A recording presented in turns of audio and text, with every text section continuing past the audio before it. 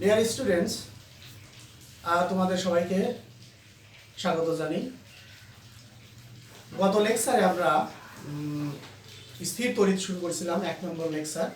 সেখানে আমরা চার্জ সম্পর্কিত কিছু বিষয় নিয়ে আলোচনা করছিলাম এবং আজকে আমরা বলছিলাম যে আমরা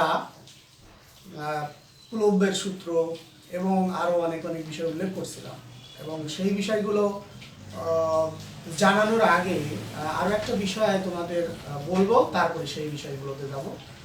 সেটা হলো তড়িৎ আবেশ, এই সম্পর্কে আমরা যাব। তার আগে তোমরা সবাই এই চ্যানেলটিকে ইউটিউবে যে ফিজিক্স একাডেমি মানিক লিখে সার্চ দাও এবং একবার সাবস্ক্রাইব করে আমাদের এই ভিডিওগুলো দেখতে থাকো, লেকচারগুলো দেখতে থাকো। তোমাদের কোনো সমস্যা হলে আমাদের সাথে সরাসরি যোগাযোগ করতে পারো এবং কমেন্ট বক্সে কমেন্ট করে উত্তরগুলো জানতে পারো। তাহলে আমরা আজকে যে বিষয়টা পড়াবো সেটা হলো তড়িৎ আবেশ কি। তড়িৎ আবেশ কি এই বিষয়টা। তড়িৎ আবেশ কি এটা যদি আমরা লিখে দেই যে একটি চার্জিত বস্তুকে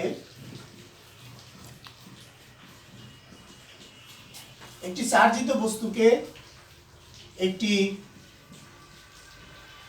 অচার্জিত বস্তুর নিকট রেখে চার্জিত বস্তুর প্রভাবে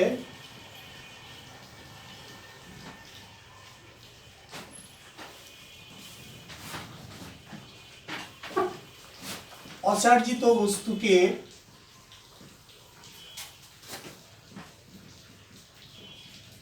চার্জিত করার প্রক্রিয়াকে তড়িৎ আবেশ বলে। দেখো আমরা কি বিষয়টা বললাম যে একটি চার্জিত বস্তুকে একটি অচার্জিত বস্তুর নিকট রেখে চার্জিত বস্তুর প্রভাবে অচার্জিত বস্তুকে চার্জিত করার প্রক্রিয়াকে তড়িৎ আবেশ বলে। যেমন কি মনে করো যে এইটা একটা চার্জিত বস্তু, এটা হলো মনে করো পজিটিভ চার্জে চার্জিত। তো এই চার্জিত বস্তুটাকে আমরা একটা চার্জহীন বস্তুর কাছাকাছি রাখবো, কিন্তু স্পর্শ করাবো না, কাছাকাছি রাখবো। তাহলে এই চার্জিত বস্তুর প্রভাবে এই চার্জহীন বস্তুটা চার্জিত হয়ে যাবে। আর এই প্রক্রিয়াটা, এই যে প্রক্রিয়াটা এটাকে আমরা চার্জিত করবো এই অচার্জিত বস্তুটাকে, সেটাই হলো তড়িৎ আবেশ। এটা হলো অচার্জিত বস্তু, এটা হলো চার্জিত বস্তু। তার মানে এই চার্জিত বস্তুর প্রভাবে এই অচার্জিত বস্তুকে চার্জিত করার প্রক্রিয়াকে তড়িৎ আবেশ বলে। তাহলে আমরা এবার দেখি যে তড়িৎ আবেশ প্রক্রিয়ায় কিভাবে আমরা একটা বস্তুকে চার্জিত করতে পারি। তাহলে আমরা পরের অংশ চলে যাই যে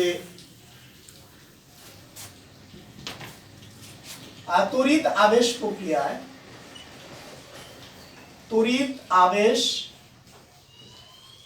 প্রক্রিয়ায় একটি চার্জিত বস্তুকে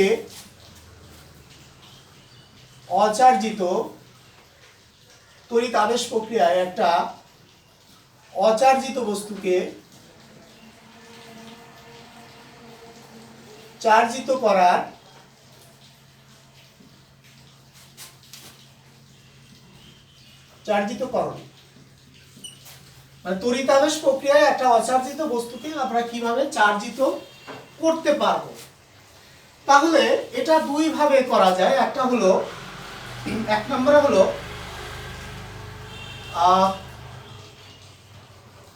অচার্জিত বস্তুকে ধনাত্মক চার্জে চার্জিত করা। অচার্জিত বস্তুকে ধনাত্মক চার্জে চার্জিত করা, এটা হলো একটা পদ্ধতি। আর একটা হলো ঋণাত্মক চার্জে চার্জিত করা। তাহলে আমরা অচার্জিত বস্তুটাকে প্রথমে আমরা ধনাত্মক চার্জে চার্জিত করব, ধনাত্মক চার্জে চার্জিত করব। তাহলে আমরা যদি কোনো অচার্জিত বস্তু বা চার্জহীন বস্তুকে ধনাত্মক চার্জে চার্জিত করতে চাই, তাহলে তার বিপরীতধর্মী চার্জের একটা বস্তু নিতে হবে।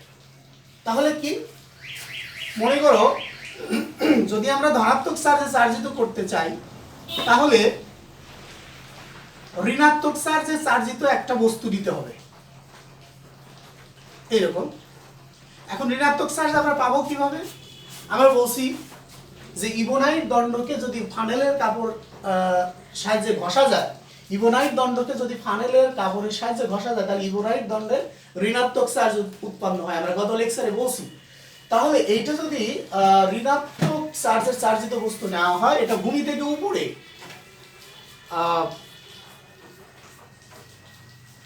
এরকম রাখা হলো। আর একটা অচার্জিত বস্তুকে আমরা খুব কাছাকাছি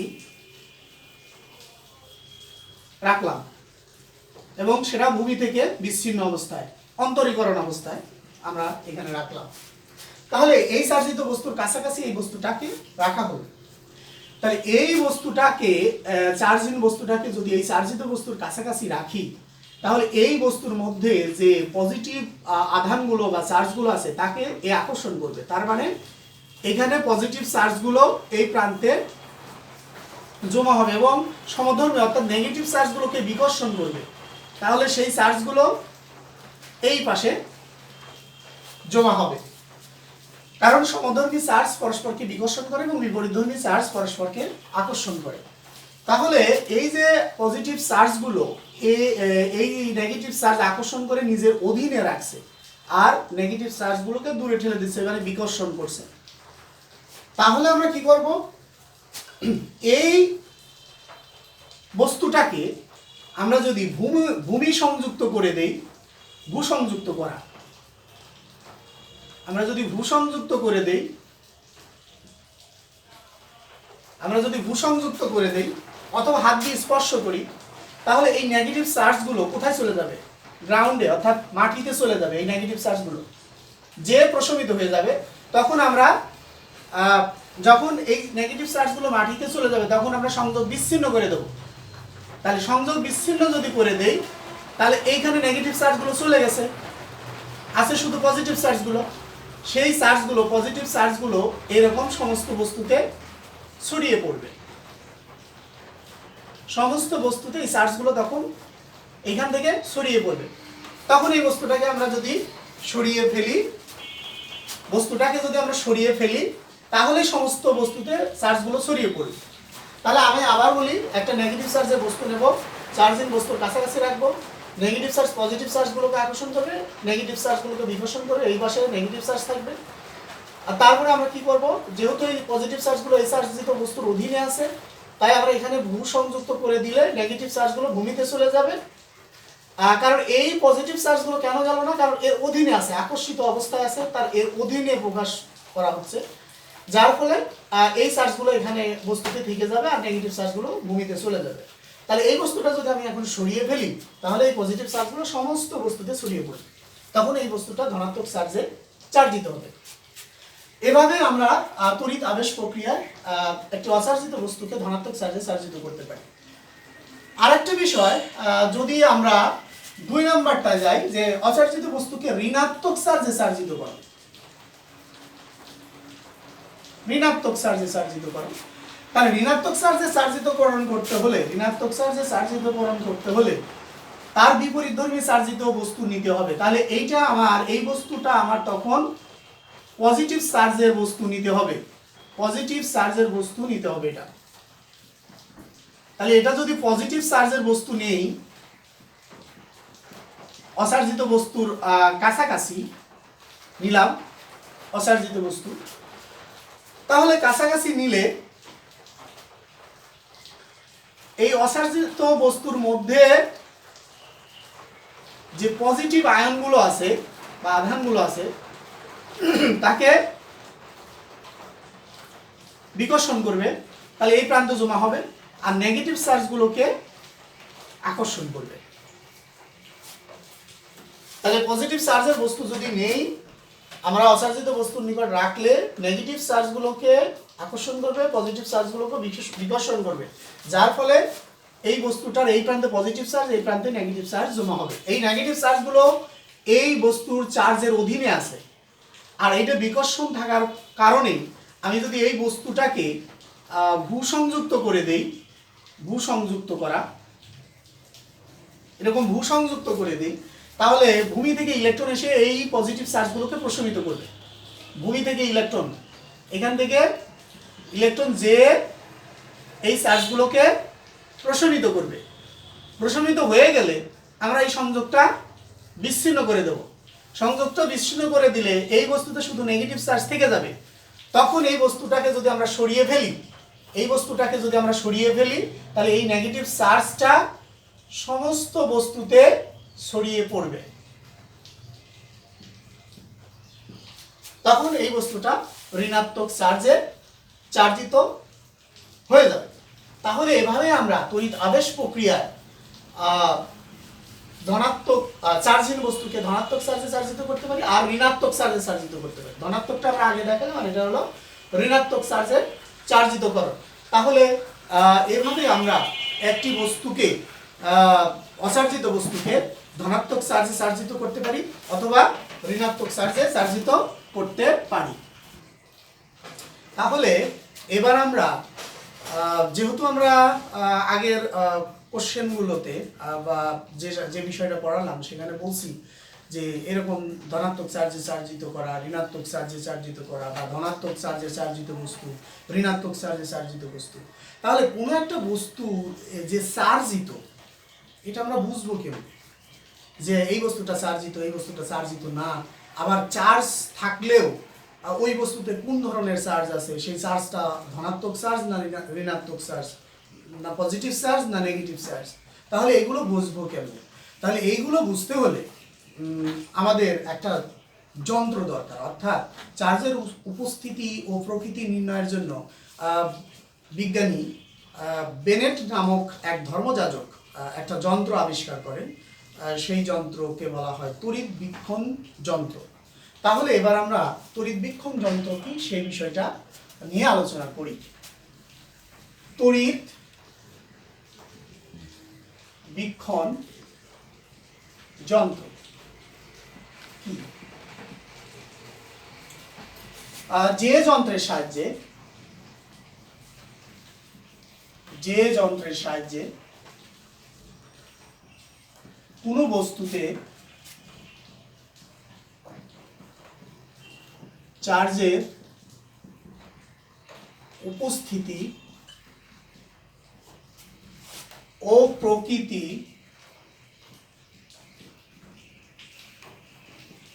নির্ণয় করা যায় তাকে তড়িৎ বীক্ষণ যন্ত্র বলে।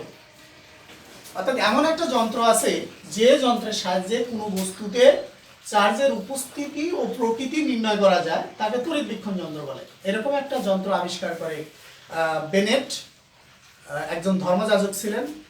তাহলে সেই এই যন্ত্রটি আবিষ্কার করেন। আমরা চিত্রে সেই যন্ত্রটি দেখাচ্ছি। এটা হলো তড়িৎ বীক্ষণ যন্ত্রের একটা চিত্র।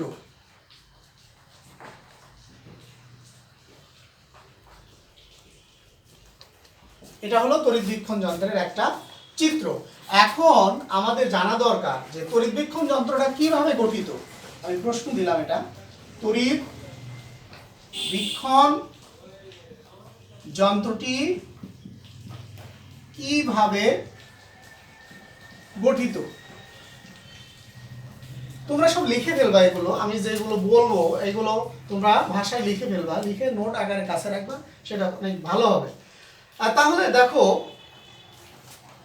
তড়িৎ বীক্ষণ যন্ত্রটি কিভাবে গঠিত। চিত্রে এখানে দেখাচ্ছি একটা পাত্র নিচে, কাঁচ পাত্র। এই যে এটা হলো একটা কাঁচ পাত্র।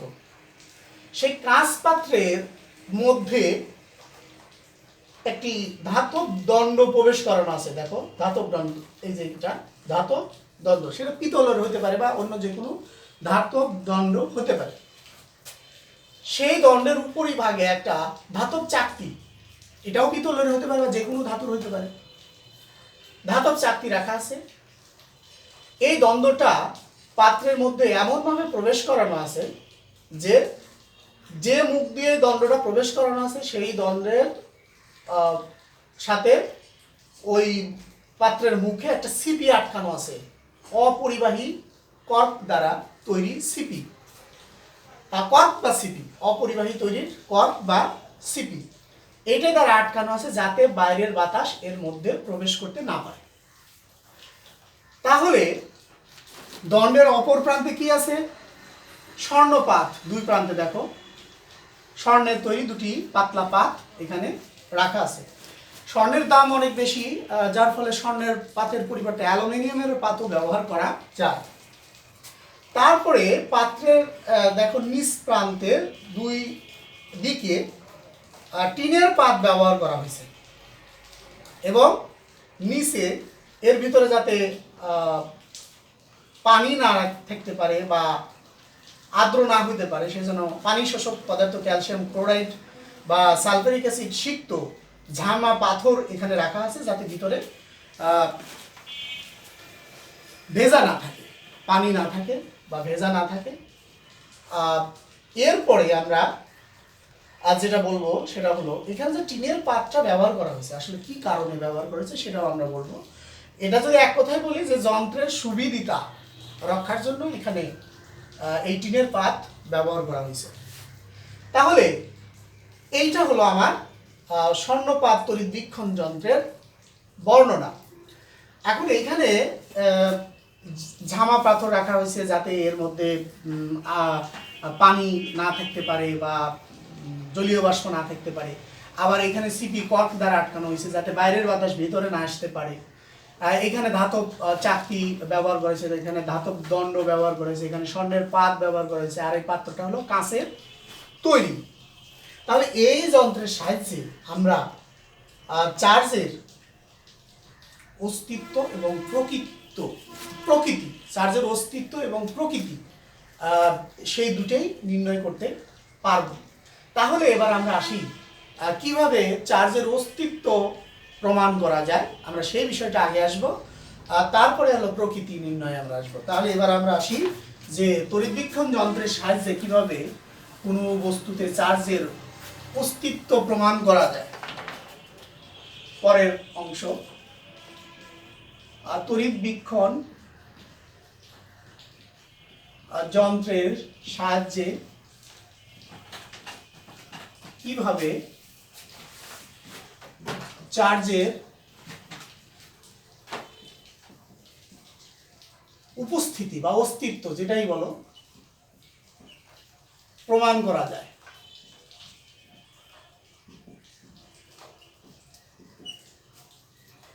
তড়িৎবীক্ষণ যন্ত্রের সাহায্যে কিভাবে আমরা চার্জের উপস্থিতি প্রমাণ করতে পারি। তাহলে একটা বস্তুতে চার্জ আছে না নাই এইটা বোঝার জন্য আমরা এই যন্ত্রটা ব্যবহার করতে পারি। কিভাবে? যে দেখো আমরা একটা বস্তু নিলাম,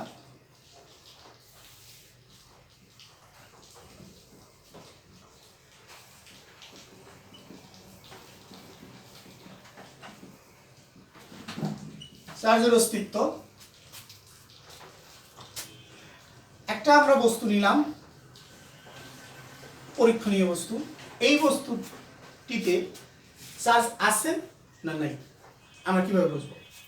তাহলে আমাদের এই যন্ত্র উপর এই বস্তুটাকে নিয়ে এইভাবে ধরতে হবে, স্পর্শ করাতে হবে, এইভাবে ধরতে হবে বা স্পর্শ করাতে হবে চাকতির উপর এই বস্তুটা। আমরা নিজেও জানি না যে এখানে চার্জ আছে কি নাই। তাহলে এই বস্তুটাকে যদি আমরা এই চাকতির উপর স্পর্শ করাতে পারি তাহলে এখানে যে দুটো স্বর্ণপাত আছে এই স্বর্ণপাতের ডিস্টেন্স বা ফাঁক যদি বেড়ে যায় তাহলে বুঝতে হবে এই বস্তুতে চার্জ আছে বা এই বস্তুতে চার্জ আছে।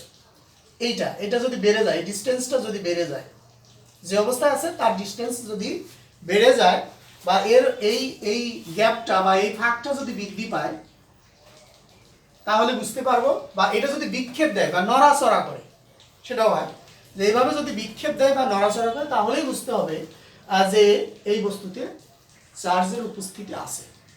কিন্তু যদি কোনো রেসপন্স না করে, মানে এটা কোনো বিক্ষেপ না দেয় বা নড়াচড়া না করে, তাহলে বুঝতে হবে যে এই বস্তুতে কোনো চার্জ নেই।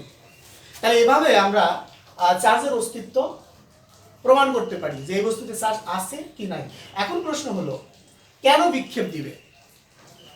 বিক্ষেপ দেওয়ার কারণ হলো, এইখানে যদি আমি বস্তুটাকে স্পর্শ করাই, তাহলে এই বস্তুটা যদি চার্জিত হয়, সেটা পজিটিভ চার্জেরও হতে পারে, নেগেটিভ চার্জেরও হতে পারে। যদি পজিটিভ চার্জের হয়, ধরে নিচ্ছি যদি পজিটিভ চার্জের হয়, তাহলে এই পজিটিভ চার্জটা কি হবে? এই ধাতব পাত দিয়ে, ধাতব দণ্ড দিয়ে স্বর্ণের দুই পাতে এরকম প্রবেশ করবে, এরকম প্রবেশ করবে। তাহলে দুই প্রান্তে দুই পজিটিভ চার্জ প্রবেশ করলো। তাহলে দুই পজিটিভ চার্জ যদি দুই পাতে প্রবেশ করে, পজিটিভ চার্জ পরস্পরকে কি করে? বিকর্ষণ করে। বিকর্ষণ করার কারণে এইটার ডিস্টেন্স বেড়ে যাবে, ঠিক আছে? ডিস্টেন্স সেজন্য বেড়ে যাবে, বিকর্ষণ করছে, এজন্য বিক্ষেপ দিচ্ছে, পাতগুলো বিক্ষেপ দিচ্ছে। এখন যদি এটা নেগেটিভ চার্জেরও বস্তু হইতো,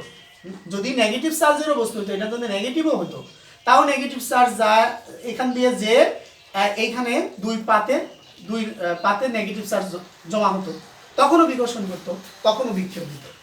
তাহলে এই কারণে এটা বিক্ষেপ দিচ্ছে, কারণ সমধর্মী চার্জ পরস্পরকে বিকর্ষণ করে, এই কারণে বিক্ষেপ দিচ্ছে। এখন যে বস্তুটাই ধরো না কেন, সেটা যদি চার্জ থাকে, তাহলে এই পাতদ্বয় বিক্ষেপ দিবে।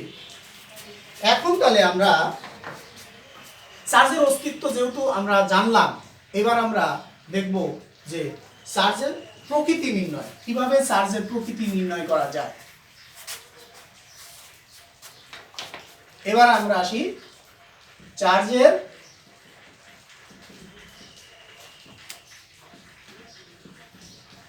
প্রকৃতি নির্ণয়। চার্জের প্রকৃতি নির্ণয়ে আমরা যেটা বলবো যে এই যে বস্তুটা আমরা নিলাম, এই বস্তুটি আমরা ধরে নিচ্ছি চার্জ আছে, ধরে নিচ্ছি মানে এটার দ্বারা আমরা প্রমাণ করছি যে এই বস্তুতে চার্জ আছে। কিন্তু ওই বস্তুতে যে চার্জ আছে বা চার্জের উপস্থিতি আছে, এটা তো আমরা জানলাম, কিন্তু ওই বস্তুতে কোন চার্জ আছে, ধনাত্মক চার্জ আছে না ঋণাত্মক চার্জ আছে, তাহলে সেটা আমরা কিভাবে নির্ণয় করবো? তাহলে প্রথমে আমরা ধনাত্মক চার্জের উপস্থিতি, ধনাত্মক চার্জের প্রকৃতি নির্ণয় করতে চাই, বা ঋণাত্মক চার্জ, যে কোনো প্রকৃতি, এটা চার্জের প্রকৃতি লেখা যায়, চার্জের প্রকৃতি। তাহলে চার্জের প্রকৃতি নির্ণয় এটাই থাক, চার্জের প্রকৃতি নির্ণয় মানে এই বস্তুতে কোন চার্জ আছে, ধনাত্মক চার্জ না ঋণাত্মক চার্জ আছে। তাহলে এই বস্তুটা যে চার্জিত, এটা আমরা জানি, কিন্তু কোন চার্জ আছে তা জানি না। সেই বস্তুটাকে আমরা প্রথমে কি করব, এই পরীক্ষণীয় বস্তুটাকে আমরা রাখলাম অন্তরীকরণ অবস্থায়, যাতে ভূমির সাথে সংযুক্ত না থাকে। তারপরে আমরা কি করব, এই যন্ত্রটাকে আমরা, তড়িৎবীক্ষণ যন্ত্রটাকে আমরা ধনাত্মক চার্জে চার্জিত করে নেব। কিভাবে? ওই যে আমরা বলছি যে কাঁচদণ্ডকে রেশমি কাপড় দ্বারা ঘষলে কাঁচদণ্ডে ধনাত্মক চার্জ উৎপন্ন হয়। তাহলে আমরা একটা কি করব, একটা কাঁচদণ্ড নেব, সেই কাঁচদণ্ডকে রেশমি কাপড় দ্বারা এভাবে ঘষলে তাহলে এখানে কোন চার্জ হবে, ধনাত্মক চার্জ। এটা কিন্তু আমরা জানি যে কাঁচদণ্ডে ধনাত্মক চার্জ। তখন ওই কাঁচদণ্ডটাকে আমরা এই চাকতির উপর স্পর্শ করাবো। তাহলে চাকতির উপর স্পর্শ করালে এই যন্ত্রটা, টোটাল যন্ত্রটা ধনাত্মক চার্জে চার্জিত হয়ে গেল। এবার আমরা কাঁচদণ্ডটাকে সরিয়ে ফেলবো, এই কাঁচদণ্ডটাকে সরিয়ে